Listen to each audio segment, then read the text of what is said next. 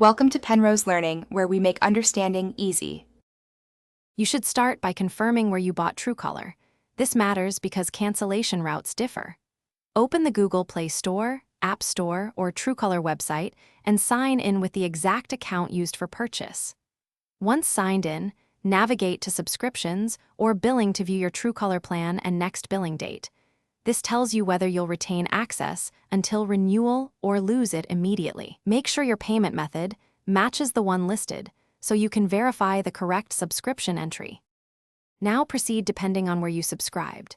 If Google Play, open Menu, Subscriptions, select Truecaller, then Cancel and follow prompts. You'll see a confirmation and retention period. If on Apple, open your Apple ID, Subscriptions, choose Truecaller, tap Cancel Subscription and confirm. Apple handles refunds and end date. If you use Truecaller's site, log in, go to Account or Billing, locate the subscription and cancel. You may need to confirm via email. Once done, keep the confirmation screen or email.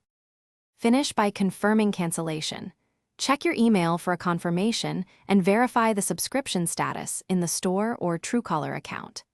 If you still see active billing immediately, wait 24 hours because systems sometimes delay. Make sure the correct account is signed in. If you get no confirmation or incorrect charges, contact the store's support or Truecaller support with your purchase receipt and screenshot. Keeping timestamps and transaction ID makes dispute resolution faster. One troubleshooting tip: log out and back in to refresh the subscription view.